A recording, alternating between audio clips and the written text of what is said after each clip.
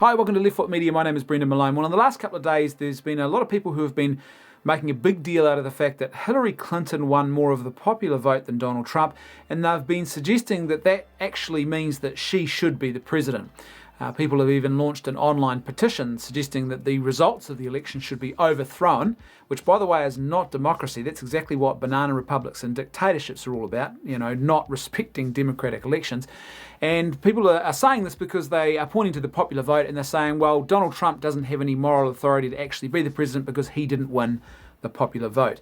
Now, if you're someone who's using this argument, I think it's important for you to stop and think about this for a second, because what you're proposing is actually quite nonsensical. And if you think about it for even just a couple of seconds, I think you'll realise that it's not a particularly good argument, and it really doesn't carry any water in regards to this particular election.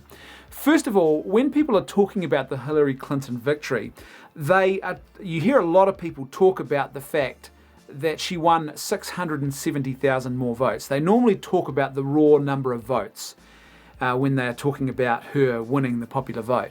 Now, that number, 670,000, that's an impressive number, and it does sound impressive, especially if you're someone like me who comes from a much smaller country where 670,000 people, that's almost 25%, almost a quarter of the entire population of my country.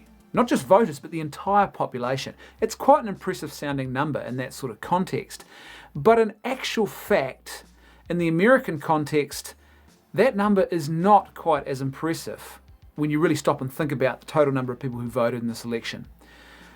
More than 127 million people actually voted in the United States election. And when you realise that, all of a sudden you realise just quoting that raw number is not really good enough. What you've got to do is look at the percentage that she won by.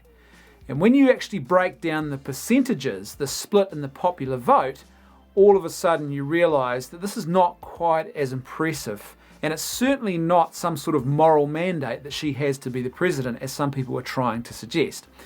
Because she only won by 0.5%. That's half of 1% more votes she managed to secure than Donald Trump. Now, that is, it's about as close, I think, as you can get to a draw. Obviously, it's not a draw. She won slightly more votes, but it is so close that what it does is it really undermines this idea that she has some sort of overarching authority that has been granted to her by the American people to actually deny Donald Trump the victory in this election that he won. There is really no startling mandate here. You're not talking about a 60-40 split or anything like that, not even close. She hasn't even managed to secure, as I said, anything more than half of 1% more of the votes. But let's put this into even more context. If you broke down the total number of people who voted in the American election into just 100 people, you put 100 people in a room and they represented the total number of voters that actually participated in this election, the outcome would look something like this. Approximately 4.9 of those people would have voted for other people who were not Donald Trump or Hillary Clinton.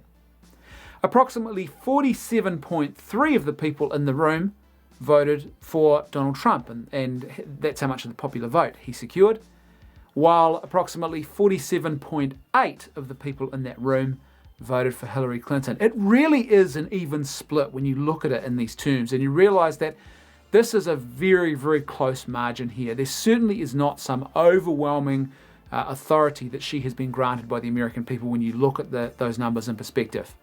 But let's forget about all of that, because there's something even more important that you need to consider in this whole discussion, and that is the fact that America does not elect its presidents based on a pure, raw, popular vote democracy. It's not how the system works, and both parties took to the field agreeing to the same rules at the start of this election cycle. Both candidates entered the race under the exact same rules, so there's no unfair advantage here that Donald Trump has been given.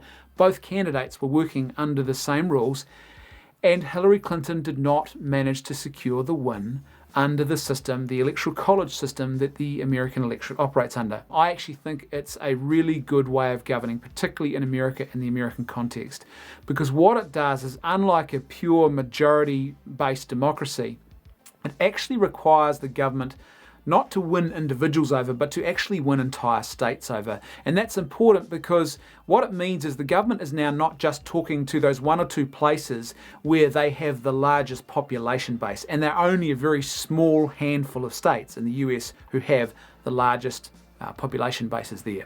America is a very spread out place. What the Electoral College system requires is that the presidential candidates engage with people across the entire spectrum of the nation, and they take into consideration their concerns as well, not just the concerns of those people who live in the very large city population bases.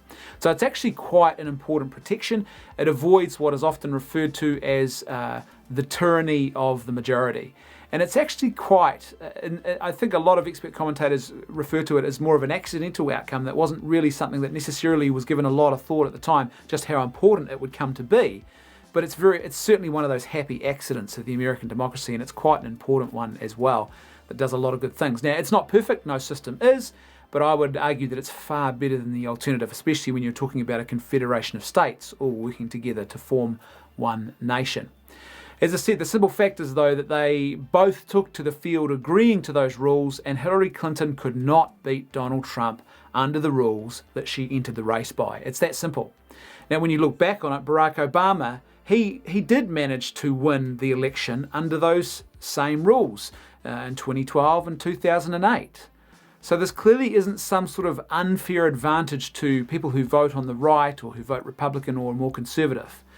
It's not like that at all. Otherwise, you wouldn't have had Democratic candidates, like the most recent being Barack Obama, being able to win 2 elections in a row under that very same system.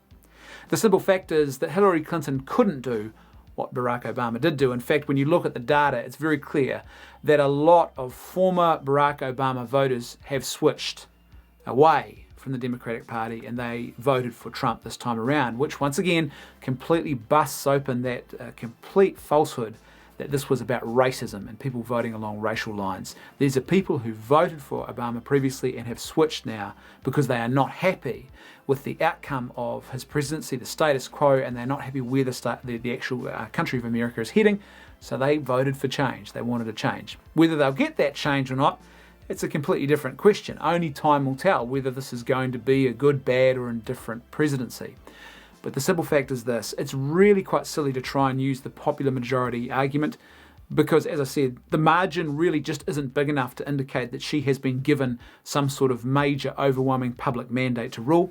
And secondly, and most importantly of all, it's irrelevant what the total numbers say because in actual fact, in America, they don't operate under a popularity-based majority system. They operate under an electoral college system, and you've got to win that to win the presidency. The simple fact is Trump did it. He secured what needed to be secured to win the outcome, and Hillary Clinton couldn't do that. That's how democracy works. She's been given the mandate.